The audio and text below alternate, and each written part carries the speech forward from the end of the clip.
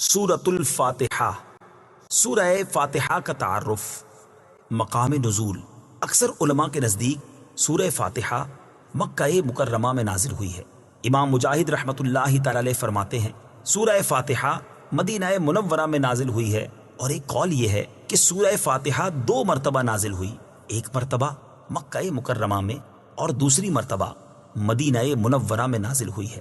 آیات، کلمات اور حروف کی تعداد، اس صورت میں ایک رکوع، 7 آیتیں، 27 کلمے اور 140 حروف ہیں۔ سورہ فاتحہ کے اسماء اور ان کی وجہ تسمیہ۔ اس سورت کے متعدد نام ہیں، اور ناموں کا زیادہ ہونا اس کی فضیلت اور شرف کی دلیل ہے۔ اس کے مشہور 15 نام یہ ہیں۔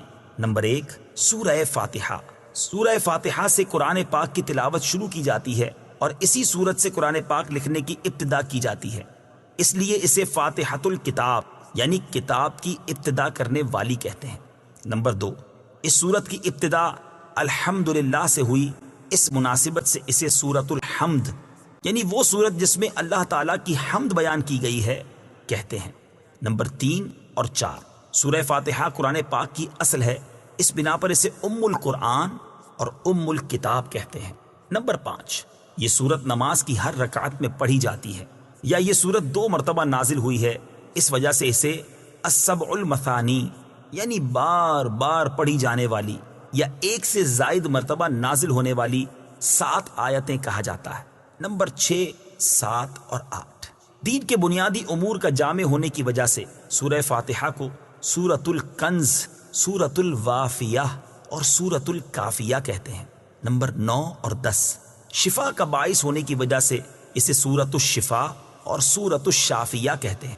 نمبر 11، 12، 13، 14 اور 15، دعا پر مشتمل ہونے کی وجہ سے اسے سورۃ الدعاء، سورۃ تعلیم المسئلہ، سورۃ السؤال، سورۃ المناجات اور سورۃ التفویض بھی کہا جاتا ہے۔ سورہ فاتحہ کے فضائل۔ احادیث میں سورت کے بہت سے فضائل بیان کیے گئے، ان میں سے 4 فضائل بیان کرتا ہوں۔ نمبر 1، بخاری شریف کی حدیث ہے، حضرت ابو سعید بن معلا رضی اللہ تعالی عنہ فرماتے ہیں، میں نماز پڑھ رہا تھا تو مجھے نبی کریم صلی اللہ تعالی علیہ وسلم نے بلایا، لیکن میں نے جواب نہ دیا۔ جب نماز سے فارغ ہو کر بارگاہ رسالت صلی اللہ تعالی علیہ وسلم میں حاضر ہوا، میں نے عرض کی، یا رسول اللہ صلی اللہ تعالی علیہ وسلم، میں نماز پڑھ رہا تھا۔ تاجدار رسالت صلی اللہ تعالی علیہ وسلم نے ارشاد فرمایا، کیا اللہ تعالیٰ نے یہ نہیں فرمایا، استجیبوا للہ وللرسول اذا دعاکم، اللہ اور اس کے رسول کی بارگاہ میں حاضر ہو جاؤ جب وہ تمہیں بلائیں۔ پھر ارشاد فرمایا، کیا میں تمہیں تمہارے مسجد سے نکلنے سے پہلے قرآن کریم کی سب سے عظیم سورت نہ سکھاؤں؟ پھر آپ علیہ الصلوۃ والسلام نے میرا ہاتھ پکڑ لیا۔ جب ہم نے نکلنے کا ارادہ کیا تو میں نے عرض کی، یا رسول اللہ صلی اللہ تعالی علیہ وسلم، آپ نے فرمایا تھا کہ میں ضرور تمہیں قرآن مجید کی سب سے عظمت والی سورت سکھاؤں گا۔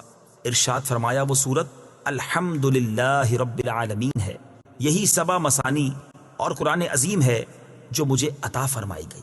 نمبر 2، مسلم شریف کی حدیث ہے، حضرت عبداللہ ابن عباس رضی اللہ تعالی عنہما فرماتے ہیں، ایک فرشتہ آسمان سے نازل ہوا اور اس نے سید المرسلین صلی اللہ تعالی علیہ وسلم کی بارگاہ میں سلام پیش کر کے عرض کی، یا رسول اللہ صلی اللہ تعالی علیہ وسلم، آپ کو ان 2 نوروں کی بشارت ہو جو آپ کے علاوہ اور کسی نبی کو عطا نہیں کیے گئے، اور وہ 2 نور یہ ہیں، نمبر 1 سورہ فاتحہ، نمبر 2 سورہ بقرہ کی آخری آیتیں۔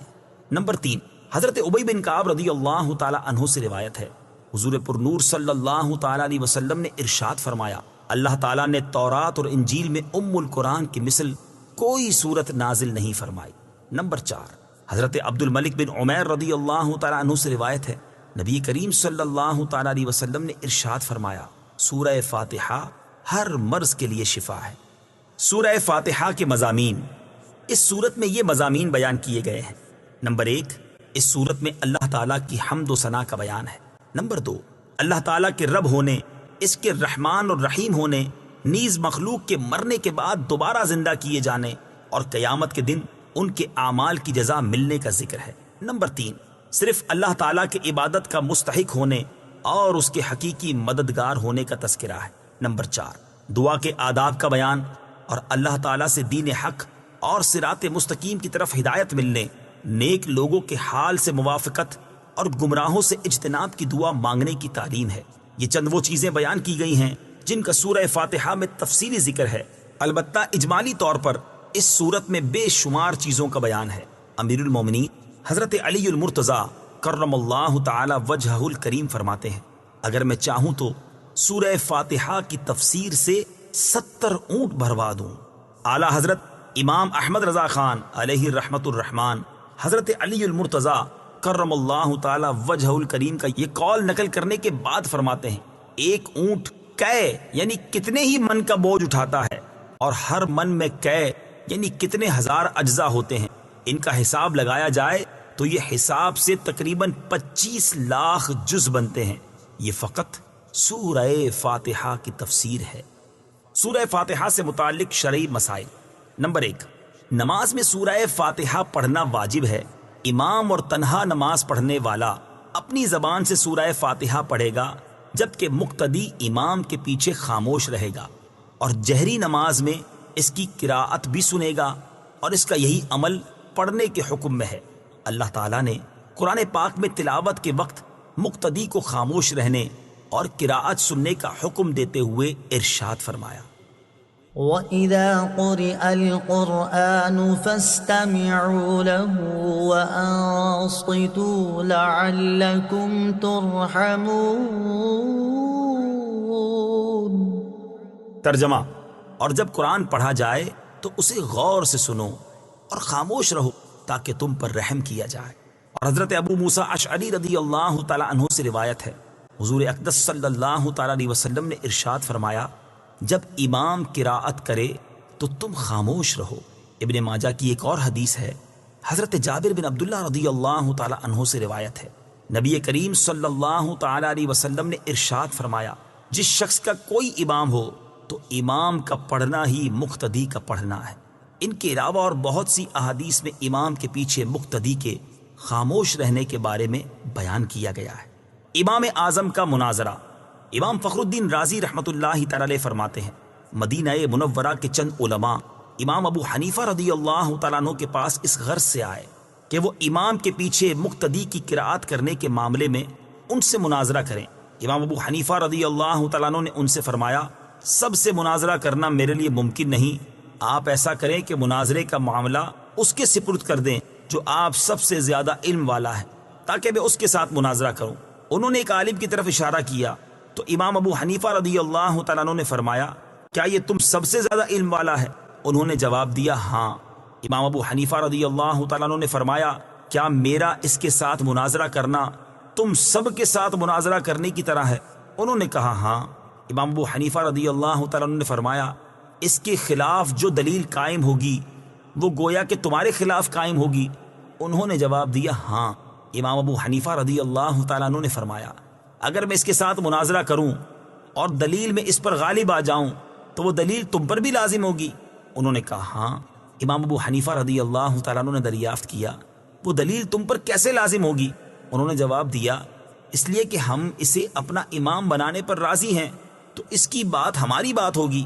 امام ابو حنیفہ رضی اللہ تعالیٰ عنہ نے فرمایا، ہم بھی تو یہی کہتے ہیں کہ جب ہم نے ایک شخص کو نماز میں اپنا امام مان لیا تو اس کا قراءت کرنا ہمارا قراءت کرنا ہے اور وہ ہماری طرف سے نائب ہے۔ امام ابو حنیفہ رضی اللہ تعالی عنہ کی یہ بات سن کر سب نے اقرار کر لیا کہ امام کے پیچھے مقتدی قراءت نہیں کرے گا۔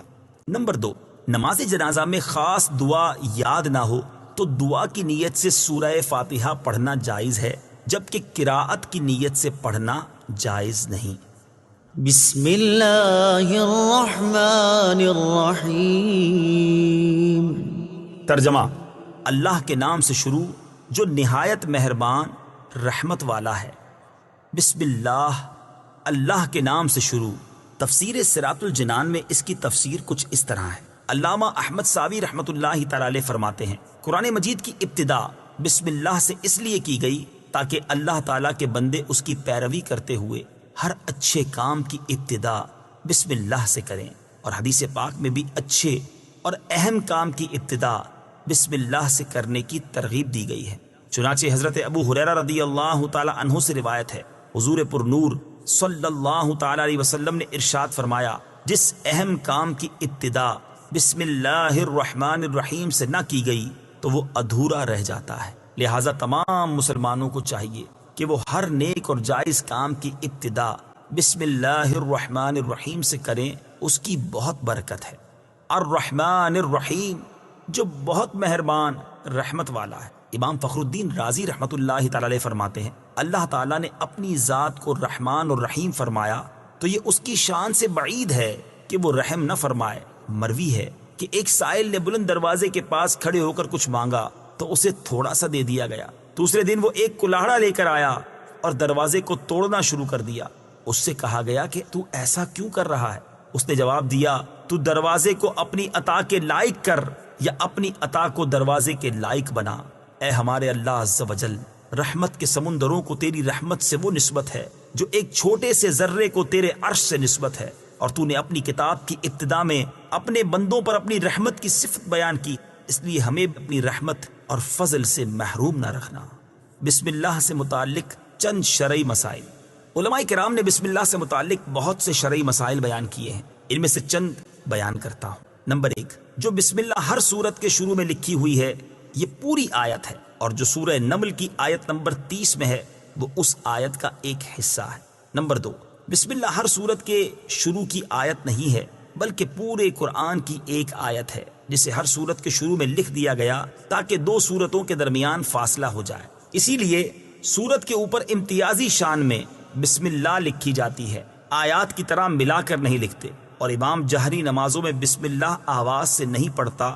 نیز حضرت جبریل علیہ السلام جو پہلی وحی لائے اس میں بسم اللہ نہ تھی۔ نمبر 3، تراویح پڑھانے والے کو چاہیے کہ وہ کسی ایک سورت کے شروع میں بسم اللہ آواز سے پڑھے تاکہ ایک آیت رہ نہ جائے۔ نمبر 4، تلاوت شروع کرنے سے پہلے اعوذ باللہ من الشیطان الرجیم پڑھنا سنت ہے، لیکن اگر شاگرد استاد سے قرآن مجید پڑھ رہا ہو تو اس کے لیے سنت نہیں۔ نمبر 5، سورت کی ابتدا میں بسم اللہ پڑھنا سنت ہے ورنہ مستحب ہے۔ نمبر 6، اگر سورہ توبہ سے تلاوت شروع کی جائے تو اعوذ باللہ اور بسم اللہ دونوں کو پڑھا جائے، اور اگر تلاوت کے دوران سورہ توبہ آ جائے تو بسم اللہ پڑھنے کی حاجت نہیں۔ الحمد للہ رب العالمین۔ ترجمہ، سب تعریفیں اللہ کے لیے ہیں جو تمام جہان والوں کا پالنے والا ہے۔ الحمدللہ، سب تعریفیں اللہ کے لیے ہیں۔ تفسیر صراط الجنان میں اس کی تفسیر کچھ اس طرح ہے، یعنی ہر طرح کی حمد اور تعریف کا مستحق اللہ تعالیٰ ہے، کیونکہ اللہ تعالیٰ کمال کی تمام صفات کا جامع ہے۔ حمد اور شکر کی تعریف۔ حمد کا معنی ہے کسی کی اختیاری خوبیوں کی بنا پر اس کی تعریف کرنا، اور شکر کی تعریف یہ ہے کہ کسی کے احسان کے مقابلے میں زبان، دل یا اعضاء سے اس کی تعظیم کرنا۔ اور ہم چونکہ اللہ عز و جل کی حمد عام طور پر اس کے احسانات کے پیش نظر کرتے ہیں، اس لیے ہماری یہ حمد شکر بھی ہوتی ہے۔ اللہ تعالیٰ کی حمد و ثنا کرنے کے فضائل۔ احادیث میں اللہ تعالیٰ کی حمد و ثنا کرنے کے بہت فضائل بیان کیے گئے ہیں، ان میں سے 3 فضائل پیش کرتا ہوں۔ نمبر 1، مسلم شریف کی حدیث ہے، حضرت انس بن مالک رضی اللہ تعالی عنہ سے روایت ہے، نبی اکرم صلی اللہ تعالی علیہ وسلم نے ارشاد فرمایا، اللہ تعالیٰ بندے کی اس بات سے خوش ہوتا ہے کہ وہ کچھ کھائے تو اللہ تعالیٰ کی حمد کرے، اور کچھ پیے تو اللہ تعالیٰ کی حمد کرے۔ نمبر 2، ابن ماجہ کی حدیث ہے، حضرت جابر بن عبداللہ رضی اللہ تعالی عنہ سے روایت ہے، حضور پر نور صلی اللہ تعالی علیہ وسلم نے ارشاد فرمایا، سب سے افضل ذکر لا الہ الا اللہ ہے، اور سب سے افضل دعا الحمدللہ ہے۔ نمبر 3، ابن ماجہ ہی کی حدیث ہے، حضرت انس بن مالک رضی اللہ تعالی عنہ سے روایت ہے، حضور اقدس صلی اللہ تعالی علیہ وسلم نے ارشاد فرمایا، جب اللہ تعالیٰ اپنے بندے پر کوئی نعمت نازل فرماتا ہے اور وہ نعمت ملنے پر الحمدللہ کہتا ہے تو یہ حمد اللہ تعالیٰ کے نزدیک اس دی گئی نعمت سے زیادہ افضل ہے۔ حمد سے متعلق شرعی حکم۔ خطبے میں حمد واجب، کھانے کے بعد مستحب، چھینک آنے کے بعد سنت، حرام کام کے بعد حرام، اور بعض صورتوں میں کفر ہے۔ للہ، اللہ کے لیے۔ اللہ اس ذات اعلیٰ کا عظمت والا نام ہے جو تمام کمال والی صفتوں کی جامع ہے۔ اور بعض مفسرین نے اس لفظ کے معنی بھی بیان کیے، جیسے اس کا ایک معنی ہے عبادت کا مستحق، دوسرا معنی ہے وہ ذات جس کی معرفت میں عقلیں حیران ہیں، تیسرا معنی ہے وہ ذات جس کی بارگاہ میں سکون حاصل ہوتا ہے، اور چوتھا معنی ہے وہ ذات کہ مصیبت کے وقت جس کی پناہ تلاش کی جائے۔ رب العالمین، جو سارے جہان والوں کا مالک ہے۔ تفسیر صراط الجنان میں اس کی تفسیر کچھ اس طرح ہے، لفظ رب کے کئی معنی ہیں، جیسے سید، مالک، معبود، ثابت، مصلح اور بتدریج مرتبہ کمال تک پہنچانے والا، اور اللہ تعالیٰ کے علاوہ ہر موجود چیز کو عالم کہتے ہیں، اور اس میں تمام مخلوقات داخل ہیں۔ الرحمن الرحیم۔ ترجمہ: بہت مہربان، رحمت والا۔ الرحمن، بہت مہربان۔ تفسیر صراط الجنان میں اس کی تفسیر کچھ اس طرح ہے، رحمان اور رحیم اللہ تعالیٰ کے دو صفاتی نام ہیں۔ رحمان کا معنی ہے نعمتیں عطا کرنے والی وہ ذات جو بہت زیادہ رحمت فرمائے، اور رحیم کا معنی ہے بہت رحمت فرمانے والا۔ یاد رہے کہ حقیقی طور پر نعمت عطا فرمانے والی ذات اللہ تعالیٰ کی ہے، کہ وہی تنہا ذات ہے جو اپنی رحمت کا بدلہ طلب نہیں فرماتی۔ ہر چھوٹی بڑی، ظاہری، باطنی، جسمانی، روحانی، دنیاوی اور اخروی نعمت اللہ تعالیٰ ہی عطا فرماتا ہے، اور دنیا میں جس شخص تک جو نعمت پہنچتی ہے وہ اللہ تعالیٰ کی رحمت ہی سے ہے، کیونکہ کسی کے دل میں رحم کا جذبہ پیدا کرنا، رحم کرنے پر قدرت دینا، نعمت کو وجود میں لانا، دوسرے کا اس نعمت سے فائدہ اٹھانا اور فائدہ اٹھانے کے لیے اعضاء کی سلامتی عطا کرنا، یہ سب اللہ تعالیٰ کی طرف سے ہی ہے۔ اللہ تعالیٰ کی وسیع رحمت دیکھ کر گناہوں پر بے باک نہیں ہونا چاہیے۔ ابو عبداللہ محمد بن احمد قرطبی رحمت اللہ تعالی علیہ فرماتے ہیں، اللہ تعالیٰ نے رب العالمین کے بعد اپنے دو اوصاف رحمان اور رحیم بیان فرمائے۔ اس کی وجہ یہ ہے کہ جب اللہ تعالیٰ نے فرمایا کہ وہ رب العالمین ہے، تو اس سے سننے اور پڑھنے والے کے دل میں اللہ تعالیٰ کی عظمت کی وجہ سے اس کا خوف پیدا ہوا، تو اس کے ساتھ ہی اللہ تعالیٰ کے دو اوصاف رحمان اور رحیم ذکر کر دیے گئے، جن کے ضمن میں اللہ تعالیٰ کی اطاعت کرنے کی ترغیب ہے۔ یوں ترغیب اور ترغیب دونوں کا بیان ہو گیا، تاکہ بندہ اللہ تعالیٰ کی اطاعت کرنے کی طرف اچھی طرح راغب ہو اور اس کی نافرمانی کرنے سے رکنے کی خوب کوشش کرے۔ قرآن مجید میں اور مقامات پر اللہ تعالیٰ کی رحمت اور اس کے عذاب دونوں کو واضح طور پر ایک ساتھ ذکر کیا گیا ہے۔ چنانچہ اللہ تعالیٰ ارشاد فرماتا ہے، نبئ عبادی انی انا الغفور الرحیم وان عذابی هو العذاب الالیم۔ ترجمہ: میرے بندوں کو خبر دو کہ بے شک میں ہی بخشنے والا مہربان ہوں، اور بے شک میرا ہی عذاب دردناک عذاب ہے۔ اور ارشاد فرمایا، غافر الذنب وقابل التوب شدید العقاب ذی الطول لا الہ الا هو الیہ المصیر۔ ترجمہ: گناہ بخشنے والا اور توبہ قبول کرنے والا، سخت عذاب دینے والا، بڑے انعام عطا فرمانے والا ہے، اس کے سوا کوئی معبود نہیں، اسی کی طرف پھرنا ہے۔ نیز حضرت ابو ہریرہ رضی اللہ تعالی عنہ سے روایت ہے، رسول اللہ صلی اللہ تعالی علیہ وسلم نے ارشاد فرمایا، اگر مومن جان لیتا کہ اللہ تعالیٰ کے پاس کتنا عذاب ہے تو کوئی بھی اس کی جنت کی امید نہ رکھتا، اور اگر کافر جان لیتا کہ اللہ تعالیٰ کے پاس کتنی رحمت ہے تو اس کی جنت سے کوئی نا امید نہ ہوتا۔ لہٰذا ہر مسلمان کو چاہیے کہ وہ امید اور خوف کے درمیان رہے، اور اللہ تعالیٰ کی رحمت کی وسعت دیکھ کر گناہوں پر بے باک نہ ہو، اور نہ ہی اللہ تعالیٰ کے عذاب کی شدت دیکھ کر اس کی رحمت سے مایوس ہو۔ کسی کو رحمان اور رحیم کہنے کے بارے میں شرعی حکم، اللہ تعالیٰ کے علاوہ کسی اور کو رحمان کہنا جائز نہیں، جبکہ رحیم کہا جا سکتا ہے، جیسے قرآن مجید میں اللہ تعالیٰ نے اپنے حبیب صلی اللہ تعالیٰ علیہ وسلم کو بھی رحیم فرمایا ہے۔ چنانچہ ارشاد باری تعالیٰ ہے، لقد جاءكم رسول من أنفسكم عزيز عليه ما عنتم حريص عليكم بالمؤمنين رؤوف رحيم۔ ترجمہ: بے شک تمہارے پاس تم میں سے وہ عظیم رسول تشریف لے آئے جن پر تمہارا مشقت میں پڑنا بہت بھاری گزرتا ہے۔ وہ تمہاری بھلائی کے نہایت چاہنے والے، مسلمانوں پر بہت مہربان، رحمت فرمانے والے ہیں۔ مالک یوم الدین، ترجمہ: جزا کے دن کا مالک۔ مالک یوم الدین، جزا کے دن کا مالک۔ تفسیر صراط الجنان میں اس کی تفسیر کچھ اس طرح ہے: جزا کے دن سے مراد قیامت کا دن ہے کہ اس دن نیک اعمال کرنے والے مسلمانوں کو ثواب ملے گا اور گناہ گاروں اور کافروں کو سزا ملے گی، جبکہ مالک اسے کہتے ہیں جو اپنی ملکیت میں موجود چیزوں میں جیسے چاہے تصرف کرے۔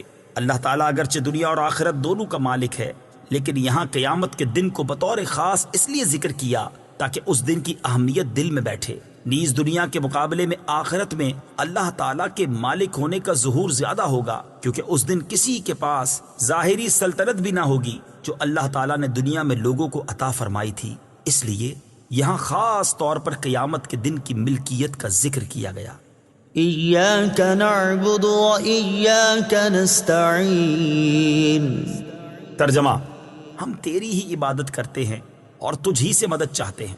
ایاک نعبد و ایاک نستعین، ہم تیری ہی عبادت کرتے ہیں اور تجھ ہی سے مدد چاہتے ہیں۔ تفسیر صراط الجنان میں اس کی تفسیر کچھ اس طرح ہے: اس سے پہلی آیات میں بیان ہوا کہ ہر طرح کی حمد و ثنا کا حقیقی مستحق اللہ تعالیٰ ہے، جو کہ سب جہانوں کا پالنے والا، بہت مہربان اور رحم فرمانے والا ہے۔ اور اس آیت سے بندوں کو سکھایا جا رہا ہے کہ اللہ تعالیٰ کی بارگاہ میں اپنی بندگی کا اظہار یوں کرو کہ اے اللہ عز و جل، ہم صرف تیری ہی عبادت کرتے ہیں، کیونکہ عبادت کا مستحق صرف تو ہی ہے اور تیرے علاوہ اور کوئی اس لائق ہی نہیں کہ اس کی عبادت کی جا سکے، اور حقیقی مدد کرنے والا بھی تو ہی ہے۔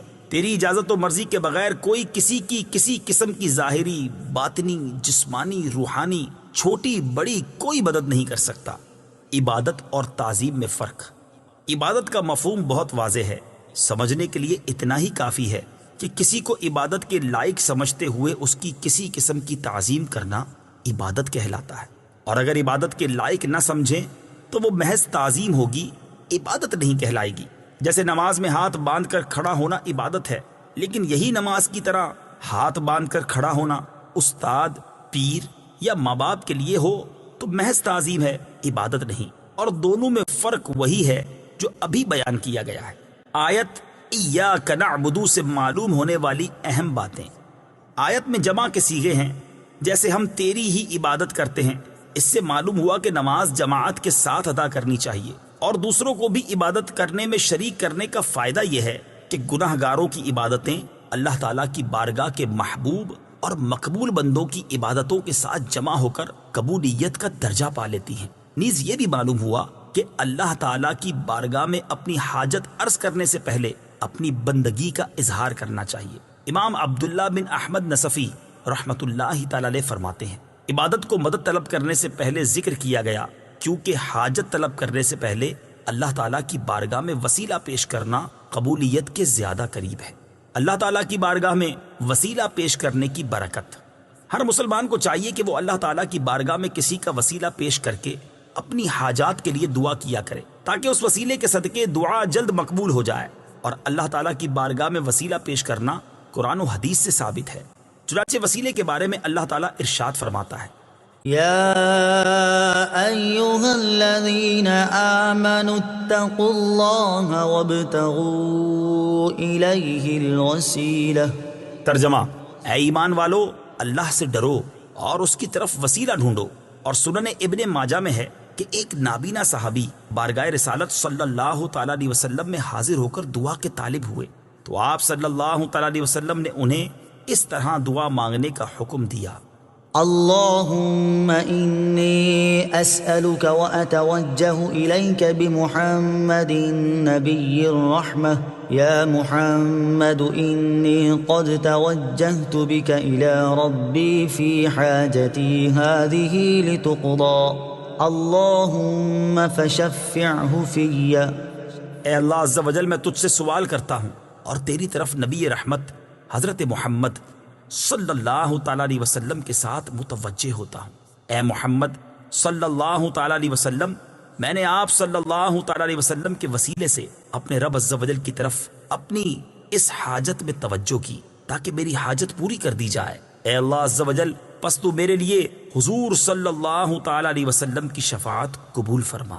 حدیث پاک میں مذکور لفظ یا محمد سے متعلق ضروری وضاحت اعلیٰ حضرت امام احمد رضا خان علیہ رحمۃ الرحمان فرماتے ہیں، علماء تصریح فرماتے ہیں حضور اقدس صلی اللہ تعالی علیہ وسلم کو نام لے کر ندا کرنی حرام ہے، اور یہ بات واقعی محل انصاف ہے۔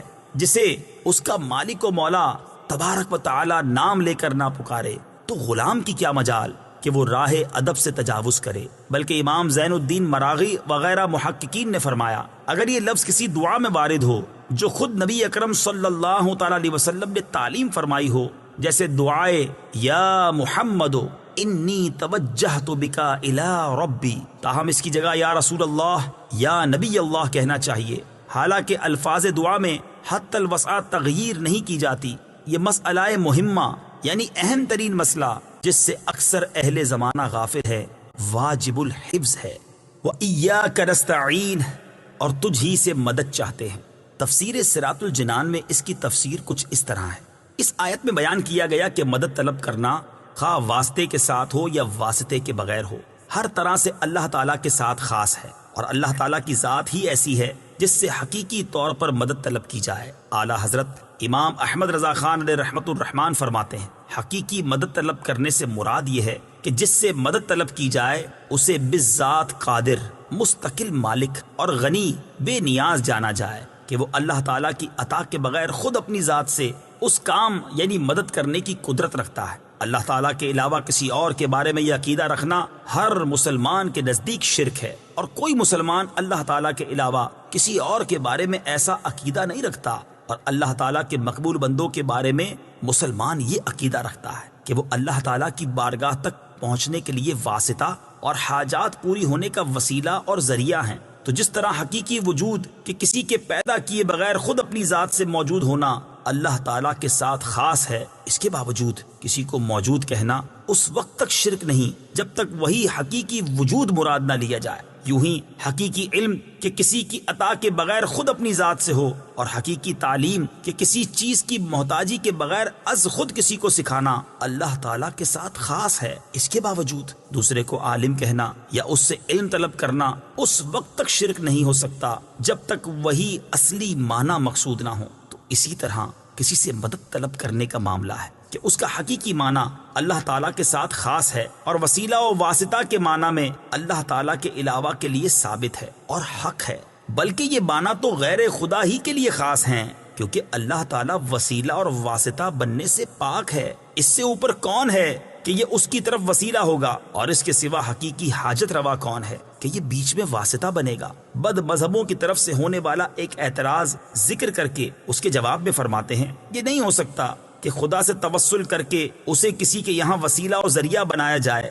اس وسیلہ بننے کو ہم اولیاء کرام سے مانگتے ہیں کہ وہ دربار الہی میں ہمارا وسیلہ، ذریعہ اور قضائے حاجات کا واسطہ ہو جائیں۔ اس بے وقوفی کے سوال کا جواب اللہ تعالیٰ نے اس آیت کریمہ میں دیا ہے۔ وَلَوْ أَنَّهُمْ إِذ ظَلَمُوا أَنفُسَهُمْ جَاءُوكَ فَاسْتَغْفَرُوا اللَّهَ واستغفر لهم الرسول لوجدوا الله توابا رحيما۔ ترجمہ، اور جب وہ اپنی جانوں پر ظلم یعنی گناہ کر کے تیرے پاس حاضر ہوں اور اللہ سے معافی چاہیں اور معافی مانگیں ان کے لیے رسول، تو بے شک اللہ کو توبہ قبول کرنے والا مہربان پائیں گے۔ کیا اللہ تعالیٰ اپنے آپ نہیں بخش سکتا تھا؟ پھر کیوں یہ فرمایا کہ اے نبی تیرے پاس حاضر ہوں اور تو اللہ سے ان کی بخشش چاہے تو یہ دولت و نعمت پائیں؟ یہی ہمارا مطلب ہے جو قرآن کی آیت صاف فرما رہی ہے۔ زیر تفسیر آیت کریمہ کے بارے میں مزید تفصیل جاننے کے لیے فتاوی رضویہ کی 21ویں جلد میں موجود اعلیٰ حضرت امام احمد رضا خان علیہ رحمۃ الرحمان کا رسالہ برکات الامداد لأہل الاستمداد یعنی مدد طلب کرنے والوں کے لیے امداد کی برکتیں، اس کا مطالعہ فرمائیں۔ اللہ تعالیٰ کی عطا سے بندوں کا مدد کرنا اللہ تعالیٰ ہی کا مدد کرنا ہوتا ہے۔ یاد رہے کہ اللہ تعالیٰ اپنے بندوں کو دوسروں کی مدد کرنے کا اختیار دیتا ہے، اور اس اختیار کی بنا پر ان بندوں کا مدد کرنا اللہ تعالیٰ ہی کا مدد کرنا ہوتا ہے۔ جیسے غزوہ بدر میں فرشتوں نے آ کر صحابہ کرام رضی اللہ تعالیٰ عنہم کی مدد کی، لیکن اللہ تعالیٰ نے ارشاد فرمایا وَلَقَدْ نَصَرَكُمُ اللَّهُ بِبَدْرٍ وَأَنْتُمْ أَذِلَّةٌ۔ ترجمہ: اور بے شک اللہ نے بدر میں تمہاری مدد کی جب تم بالکل بے سر و سامان تھے۔ یہاں فرشتوں کی مدد کو اللہ تعالیٰ کی مدد کہا گیا۔ اس کی وجہ یہی ہے کہ فرشتوں کو مدد کرنے کا اختیار اللہ تعالیٰ کے دینے سے ہے، تو حقیقتاً یہ اللہ تعالیٰ ہی کی مدد ہوئی۔ یہی معاملہ انبیاء کرام علیہ الصلوۃ والسلام اور اولیاء اعظام رحمۃ اللہ تعالیٰ علیہم کا ہے کہ وہ اللہ عز و جل کی عطا سے مدد کرتے ہیں، اور حقیقتاً وہ مدد اللہ تعالیٰ کی ہوتی ہے۔ جیسے حضرت سلیمان علیہ نبینا علیہ الصلوۃ والسلام نے اپنے وزیر حضرت آصف بن برخیہ رضی اللہ تعالی عنہ سے تخت لانے کا فرمایا، اور انہوں نے پلک جھپکنے میں تخت حاضر کر دیا۔ اس پر انہوں نے فرمایا ھذا من فضل ربی، یہ میرے رب کے فضل سے ہے۔ اور تاجدار رسالت صلی اللہ تعالی علیہ وسلم کی سیرت مبارکہ میں مدد کرنے کی تو اتنی مثالیں موجود ہیں کہ اگر سب جمع کی جائیں تو ایک ضخیم کتاب مرتب ہو سکتی ہے۔ ان میں سے چند مثالیں یہ ہیں۔ نمبر 1 صحیح بخاری میں ہے، نبی کریم علیہ الصلوۃ والسلام نے تھوڑے سے کھانے سے پورے لشکر کو سیر کیا۔ نمبر 2 بخاری شریف ہی میں ہے، آپ صلی اللہ تعالی علیہ وسلم نے دودھ کے ایک پیالے سے 70 صحابہ کو سیراب کر دیا۔ نمبر 3 یہ بھی بخاری شریف میں ہے، انگلیوں سے پانی کے چشمے جاری کر کے 1400 یا اس سے بھی زائد افراد کو سیراب کر دیا۔ نمبر 4 لعاب دہن سے بہت سے لوگوں کو شفا عطا فرمائی، اور یہ تمام مددیں چونکہ اللہ تعالیٰ کی عطا کردہ طاقت سے تھی، لہٰذا سب اللہ تعالیٰ کی ہی مددیں ہیں۔ اس بارے میں مزید تفصیل کے لیے فتاوی رضویہ کی 30ویں جلد میں موجود اعلیٰ حضرت امام اہل سنت مولانا شاہ امام احمد رضا خان علیہ رحمت الرحمان کے رسالے الامن والعلا لناعت المصطفیٰ بدافع البلا، یعنی نعت مصطفیٰ صلی اللہ تعالی علیہ وسلم بیان کرنے والوں کے لیے انعامات کا مطالعہ فرمائیے۔ اهدنا الصراط المستقیم۔ ترجمہ: ہمیں سیدھے راستے پر چلا۔ اہدنا الصراط المستقیم، ہمیں سیدھے راستے پر چلا۔ تفسیر صراط الجنان میں اس کی تفسیر کچھ اس طرح ہے: اللہ تعالیٰ کی ذات و صفات کی معرفت کے بعد اس کی عبادت اور حقیقی مددگار ہونے کا ذکر کیا گیا، اور اب یہاں سے ایک دعا سکھائی جا رہی ہے کہ بندہ یوں عرض کرے، اے اللہ عز و جل، تو نے اپنی توفیق سے ہمیں سیدھا راستہ دکھا دیا، اب ہماری اس راستے کی طرف ہدایت میں اضافہ فرما اور ہمیں اس پر ثابت قدم رکھ۔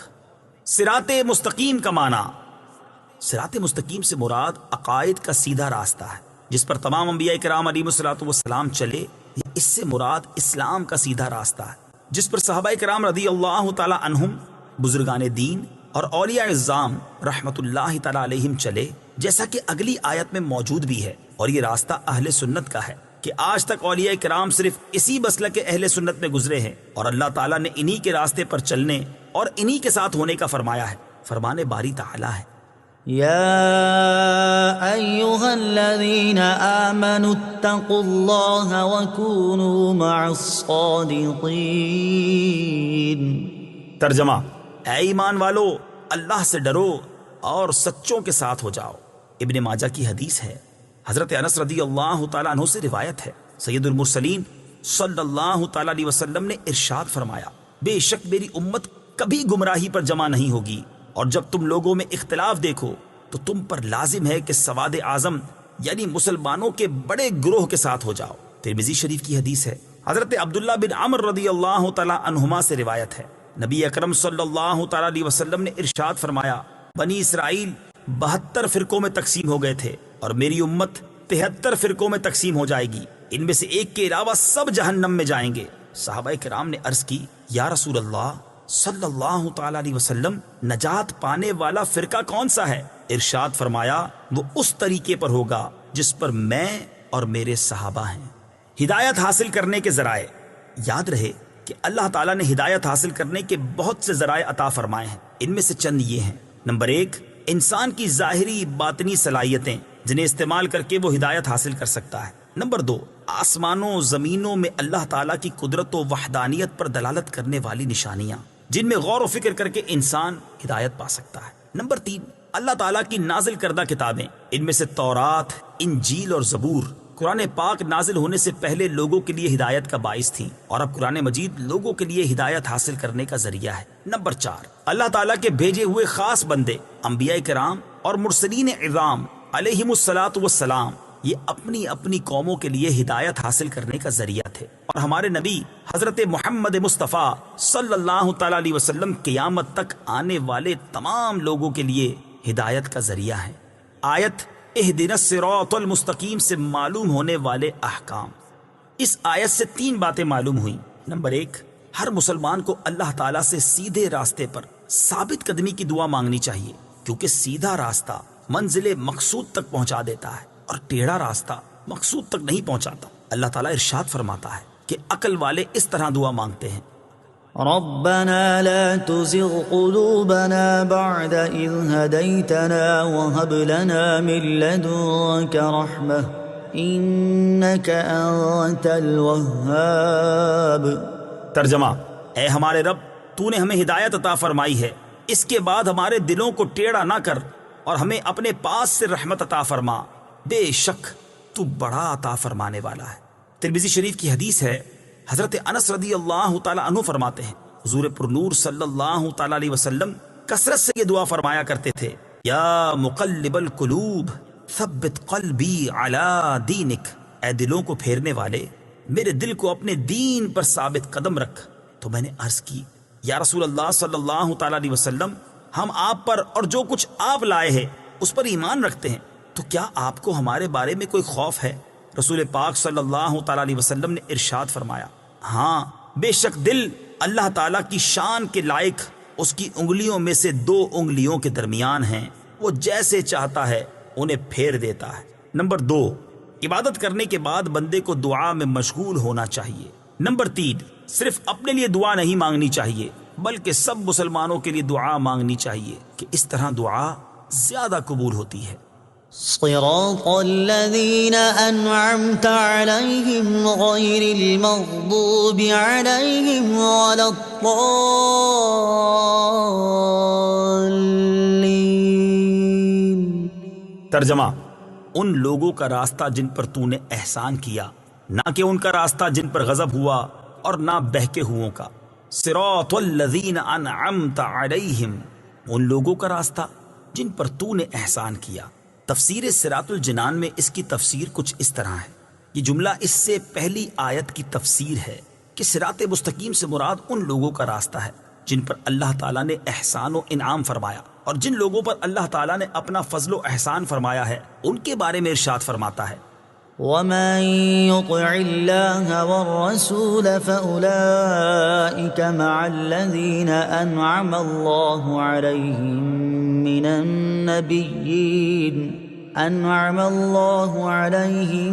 من النبيين والصديقين والشهداء والصالحين وحسن أولئك رفيقا۔ ترجمہ: اور جو اللہ اور رسول کی اطاعت کرے تو وہ ان لوگوں کے ساتھ ہوں گے جن پر اللہ نے فضل کیا، یعنی انبیاء اور صدیقین اور شہداء اور صالحین، اور یہ کتنے اچھے ساتھی ہیں۔ آیت صراط الذین انعمت علیہم سے معلوم ہونے والے مسائل۔ اس آیت سے 2 باتیں معلوم ہوئیں۔ نمبر 1، جن امور پر بزرگان دین کا عمل رہا وہ صراط مستقیم میں داخل ہے۔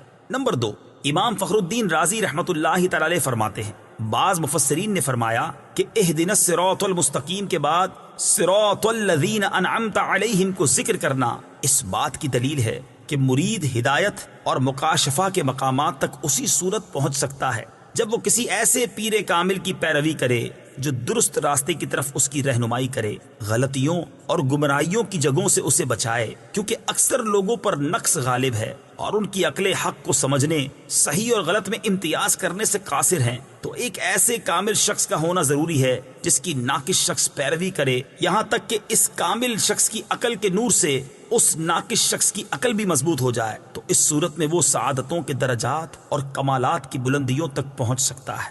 غیر المغضوب علیہم ولا الضالین، نہ کہ ان کا راستہ جن پر غضب ہوا اور نہ بہکے ہووں کا۔ اس کی تفسیر صراط الجنان میں ہے۔ جن پر اللہ تعالیٰ کا غضب ہوا ان سے مراد یہودی اور بہکے ہووں سے مراد عیسائی ہیں، جیسا کہ سنن ترمذی جلد 4 صفحہ 444 حدیث نمبر 2964 میں ہے۔ اور امام فخر الدین رازی رحمت اللہ تعالی علیہ نے یہ بھی لکھا ہے کہ جن پر غضب ہوا ان سے مراد بد عمل ہیں اور بہکے ہوئوں سے مراد بد عقیدہ لوگ ہیں۔ ہر مسلمان کو چاہیے کہ وہ عقائد، اعمال، سیرت، صورت ہر اعتبار سے یہودیوں، عیسائیوں اور تمام کفار سے الگ رہے، نہ ان کے طور طریقے اپنائے اور نہ ہی ان کے رسم و رواج اور فیشن اختیار کرے، اور ان کی دوستیوں اور صحبتوں سے دور رہتے ہوئے اپنے آپ کو قرآن و سنت کے سانچے میں ڈھالنے میں ہی اپنے لیے دونوں جہان کی سعادت تصور کرے۔ آیت وَلَضَّالِّينَ سے متعلق شرعی مسئلہ، بعض لوگ وَلَضَّالِّينَ کو وَلَضَّالِّينَ پڑھتے ہیں، ان کا ایسا کرنا حرام ہے۔ اعلیٰ حضرت امام احمد رضا خان علیہ الرحمت الرحمان فرماتے ہیں ضاد، ظا، ذال، زا سب حروف متباینہ متغائرہ یعنی ایک دوسرے سے جدا جدا حروف ہیں، ان میں سے کسی کو دوسرے سے تلاوت قرآن میں قصدن بدلنا، اس کی جگہ اسے پڑھنا، نماز میں ہو خواہ بیرون نماز، حرام قطعی و گناہ عظیم، افتراء علی اللہ و تحریف کتاب کریم ہے۔ اس مسئلے کے بارے میں دلائل کے ساتھ تفصیلی معلومات حاصل کرنے کے لیے فتاوی رضویہ کی 6 جلد میں موجود ان رسائل کا مطالعہ فرمائیں۔ نمبر 1، نعم الزاد لروم الضاد یعنی ضاد کی ادائیگی کا بہترین طریقہ۔ نمبر 2، الجام الصاد عن سنن الضاد ضاد کی ادائیگی کے غلط اور صحیح طریقوں کا بیان۔ آمین اس کا ایک معنی ہے اے اللہ عز و جل تو قبول فرما، دوسرا معنی ہے اے اللہ عز و جل تو ایسا ہی فرما۔ آمین سے متعلق شرعی مسائل۔ نمبر 1، یہ قرآن مجید کا کلمہ نہیں ہے۔ نمبر 2، نماز کے اندر اور نماز سے باہر جب بھی سورہ فاتحہ ختم کی جائے تو اس کے بعد آمین کہنا سنت ہے۔ نمبر 3، احناف کے نزدیک نماز میں آمین بلند آواز سے نہیں بلکہ آہستہ کہی جائے گی۔ صدق اللہ العظیم۔